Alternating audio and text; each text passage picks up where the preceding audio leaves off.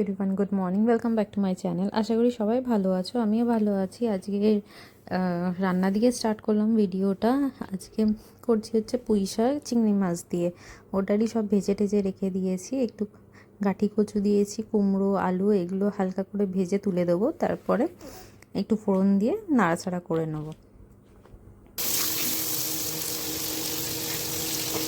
ওগুলো সব হালকা নরম হয়ে গেছে, ওর জন্য বেগুনটা এখন দিয়ে দিলাম। বেগুনটা আগে দিলে কী হবে, ওটা নেতিয়ে যায় পুরো বেগুনগুলো, এমনি নরম হয়ে যায় তাড়াতাড়ি বেগুন, ওর জন্য এখন দিলাম। তারপরে শাকটা দেবো। আমি রাত্রিবেলায় চিংড়ি মাছগুলো হালকা করে ভেজে রেখে দিয়েছিলাম, কারণ সকালবেলা খুব তাড়াহুড়ো লেগে যায়, ইয়ানকেও রেডি করাতে হয় এদিকে স্কুলের জন্য। আরেক পাশে আমি বসিয়েছি আলু দিয়ে আলু পটল।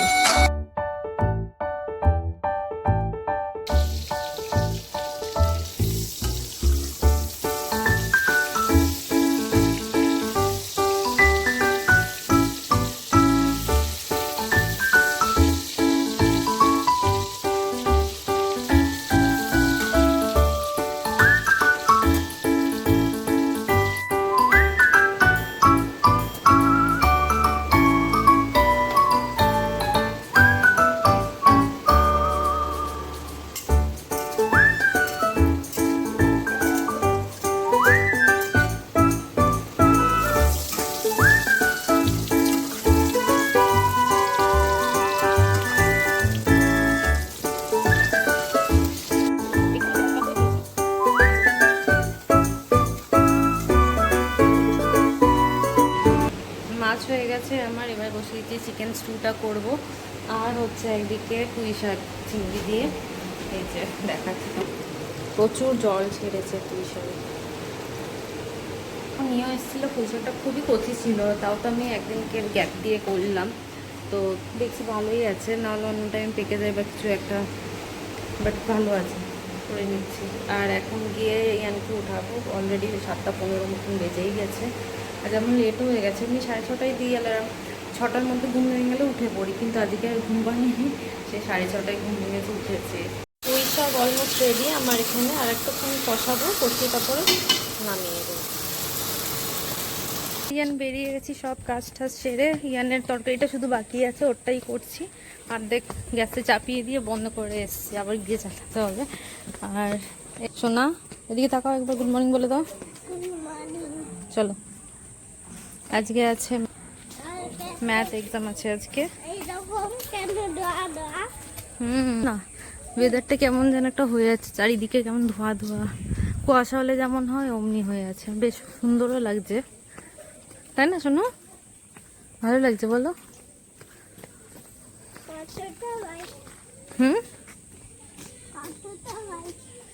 চলো চলো চলো, এবার কি তোর ইয়েতে কি জামাই ওটা গড়াচ্ছে, ঘাম নাকি পারফিউম লাগিয়েছি ওইভাবে? এ শানু প্লিজ, তুই হয়ে গেছে, ভাত বাড়ছি এখন খাওয়া দাওয়ার। পুঁই শাক এখানে, আর আছে মাছ, এটা আমাদের মাছ, আর বাবারটা আলাদা আছে, এটা আলাদা দেবো।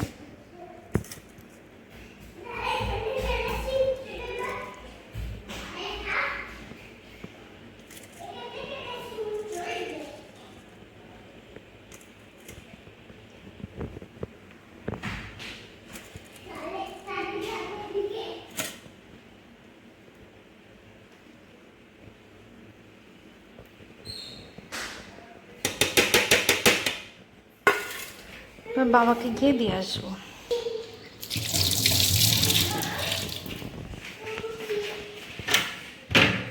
প্রচুর কাজ সেরেছি, অনেক কাজ করেছি, এবার খেয়ে টেয়ে নিয়ে বসাতে হবে ইয়ানকে পড়ানো, ইয়ের জন্য, খাওয়ানোর জন্য।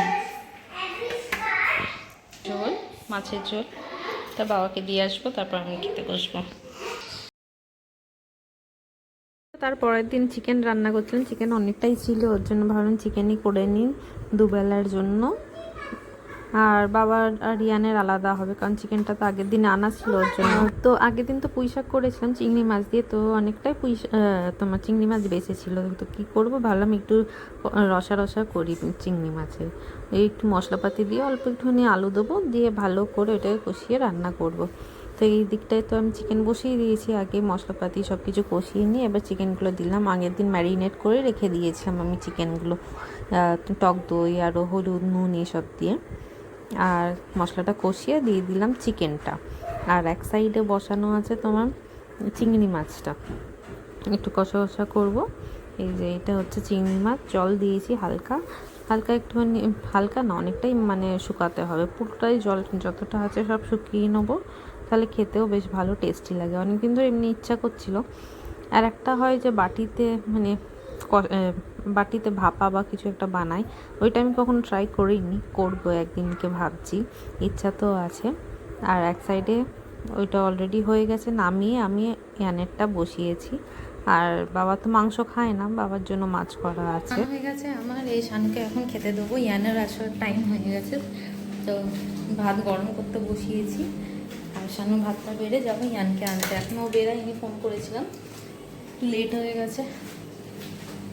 আর তার মধ্যে বৃষ্টিটাও ঠিক টাইমে নামে, মানে ছুটি হওয়ার টাইমে, স্কুল যাওয়ার টাইমে বৃষ্টি নামে।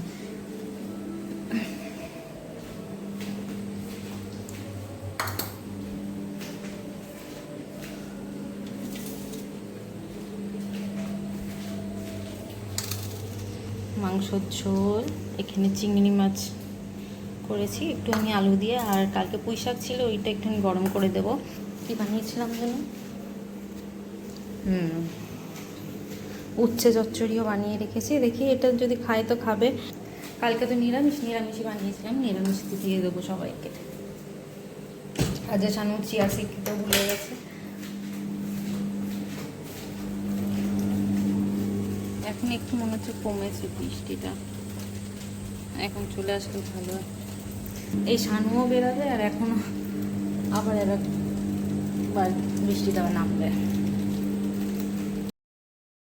শানুর খাবারটা এইভাবেই মাখিয়ে দিতে হয় প্রতিদিন, আলাদা আলাদা মানে যতগুলো তরকারি দেবো এইভাবে অল্প অল্প করে সব ভাতগুলো মাখিয়ে দিতে হয়, ওর সুবিধা হয়, তাড়াতাড়ি খেয়ে বেরিয়ে যাবে, নিজে মাখিয়ে খাবে না কখনো।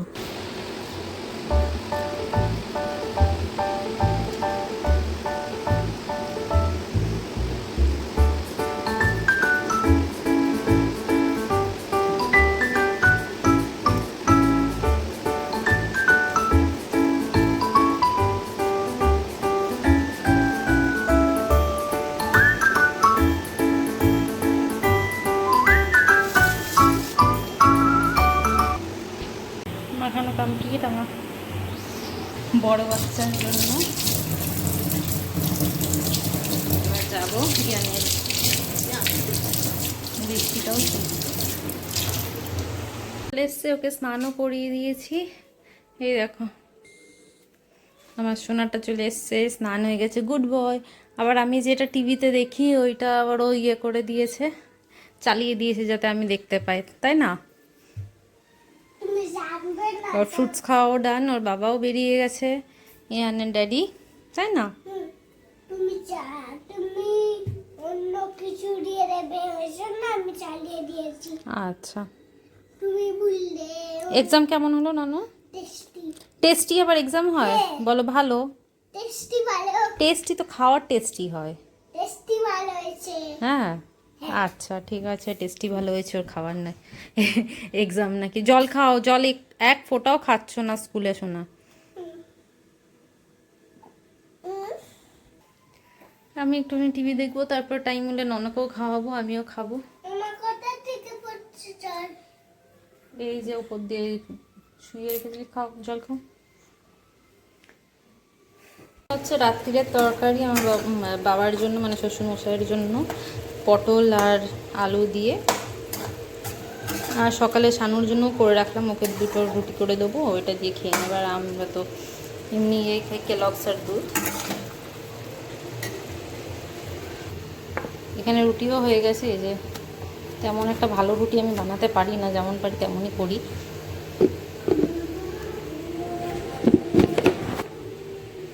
এখানে ননদ ঠাকুমার সাথে আছে, গান টান শুনছে, মানে ওই কবিতাগুলো হয় না বাচ্চাদের, ওইগুলো শুনছে। তখন এখানে ছিল, আসছে যাচ্ছে এই করছে বারে বারে।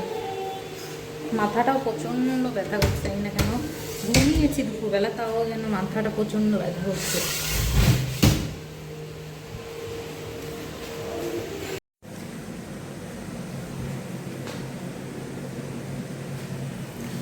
the next day. তো আজ হচ্ছে শনিবারে যে রান্না বানাচ্ছি করছি কি আমি ঝিঙে পোস্ত। আর ভাবছি যে কাঁচকলার কোফতাও বানাবো, ওর জন্য কাঁচকলাও আমি সেদ্ধ করে রেখে দিয়ে। আর এদিকে সবাই ঘুমাচ্ছে, আমি উঠে পড়েছি।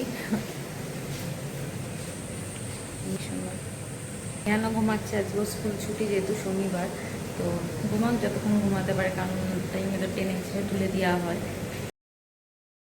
আমি পেস্ট বানিয়েছিলাম তোমার পোস্ত, তারপর অল্প একটু চালমগজ আর কাঁচা লঙ্কা আর একটা আদা দিয়েছিলাম, অল্প একটুখানি আদা দিয়ে ভালো করে গ্রাইন্ড করে নিয়েছিলাম। নিয়ে এবার এই ঝিঙে পোস্তর মধ্যে দিয়ে দেবো। একটুখানি চালমগজ দিলেও না ভালো টেস্টি হয়, চালমগজ বা কাজু বাদাম বাটা একটুখানি দিলে আরও ভালো টেস্টি হয়। তো আমি এটা দিয়ে ভালো করে নাড়াচাড়া করবো যতক্ষণ না জলটা শুকায়। আর কোফতা বানাবো, ওর জন্য কাঁচকলা আর আলু দিয়ে দিয়েছিলাম, সেদ্ধ করা হয়ে গেছে। এবার যতগুলো মশলা পাওয়া যায় ভেজের মধ্যে বা রান্না করার জন্য সব দিয়ে দেবো। ওর মধ্যে চিনিটা বাদ দিয়ে দেবো। চিনিটা যখন তরকারি হবে, ফুটবে, ঝোল ফুটবে, তখন হালকা একটুখানি টেস্টের মতন দেবো। তো ভালো করে এগুলো স্ম্যাশ করে নিয়ে ভালো করে মাখিয়ে ছোটো ছোটো বলের মতন করে এটা ফ্রাই করে নেবো। আমার মনে হচ্ছে আমি না একটু আলুটা বেশি দিয়ে দিয়েছি, একটুখানি কম দিলে ভালো হতো। আবার আমাকে আলু কাটতে হবে, কারণ ভুলে গেছিলাম আলু কাটতে, যে একটুখানি আলু দেবো, আলু দিয়ে ঝোলটা করবো। কর্নফ্লাওয়ার বেশি ছিল না, তাই অল্প একটু কর্নফ্লাওয়ার দিয়েছি আর একটুখানি ময়দা দিয়েছিলাম। তো ভালো করে এটাকে মাখিয়ে নেবো। নিয়ে এবার ডো বানিয়ে, ডো বলছি, গোল গোল শেপের দিয়ে এটাকে ভাজা হবে। আর এখানে আমার ঝিঙে পোস্ত অলরেডি রেডি। আর নামানোর আগে একটুখানি কী করেছিলাম, সর্ষের তেল ছড়িয়ে দিয়েছিলাম, বেশ টেস্টটা ভালো হয়। এক এক করে সব ভেজে নেবো ভালো করে, হালকা মানে ওভেনটা ইয়ে করে, কী বলছি, হালকা গ্যাসটা করে হালকা হালকা করে ভেজে নেবো, যাতে ভেতর অবধি ভালোভাবে কুক হয়ে যায়। একটুখানি আলুটা কম দিলে আমার মনে হচ্ছে ভালো হতো, আলুটা বেশি দেওয়া হয়ে গেছে। এবার উল্টে দিয়েছি, আর এক পিঠ ভাজা চলছে, আর এতগুলো এখনো বাকি আছে।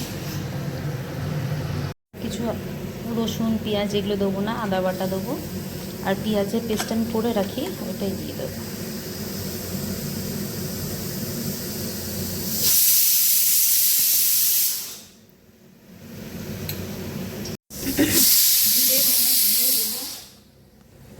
বলার টাইমে সিটি দিচ্ছে।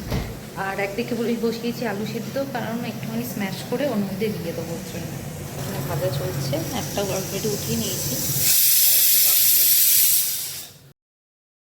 পেস্টগুলো একসাথে করে নিয়েছি। এবার তেল গরম হয়েছে, তার ওপরে দিয়েছি গরম মশলা, তেজপাতা। পেস্টটা বানিয়ে রেখেছিলাম পাশে বাটিতে, তো ওইটা দিয়ে ভালো করে কষিয়ে নেবো। কষিয়ে নিয়ে আলুও দেবো, আলুটা হালকা একটু স্ম্যাশ করে নেবো। ওইটা ভিডিও দেখি আমি বানিয়েছি, আগে একবার বানিয়েছি, ভালোই হয়েছিল। এবার নেক্সট টাইম একবার বানাচ্ছি।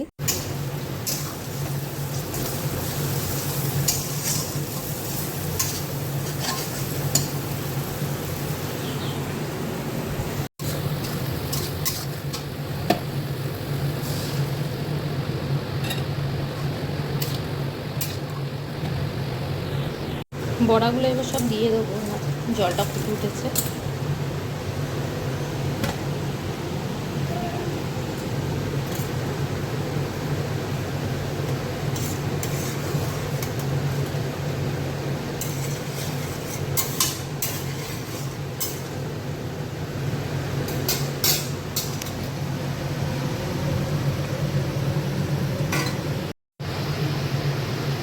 গরম মশলা দিলাম, হালকা একটু কসুরি মেথি, তারপর লাস্টে একটু চিনি দিয়ে ঝোলটা একটু শুকিয়ে আসলে তারপর নামিয়ে দেবো।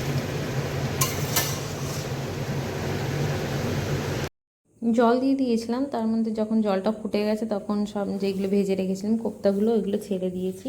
আমার একটা ভুল হয়ে গেছে যে আগের থেকে আমি দিয়ে দিয়েছিলাম, জলটা আর একটু শুকালে তারপর যদি দিতাম তাহলে ভালো হতো। কারণ আমার পরে না দেখছি এই কোফতাগুলো ভেঙে ভেঙে গেছে, অনেকটাই নরম হয়ে গেছে, কারণ ফোটানো হয়েছিল তাই অনেকটাই।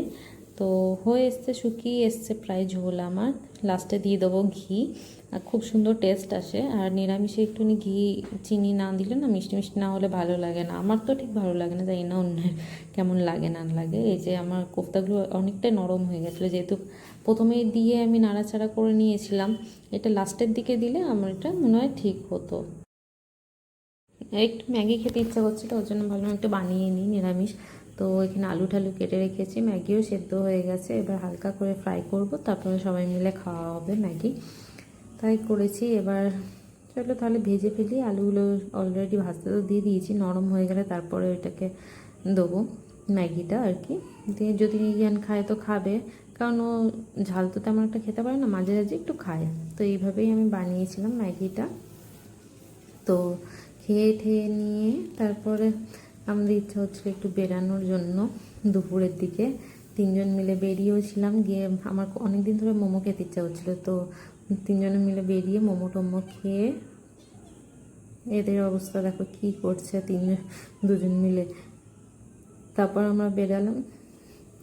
শানুকে জোর করে নিয়েছিলাম বলে মুখটা দেখে বুঝতেই পারছো সবাই, কালো করে রেখেছে মুখটা। মোমো অর্ডার করেছি, এসছে। চলো এবার তাহলে মোমোটা খেয়ে ফেলি। টাটা।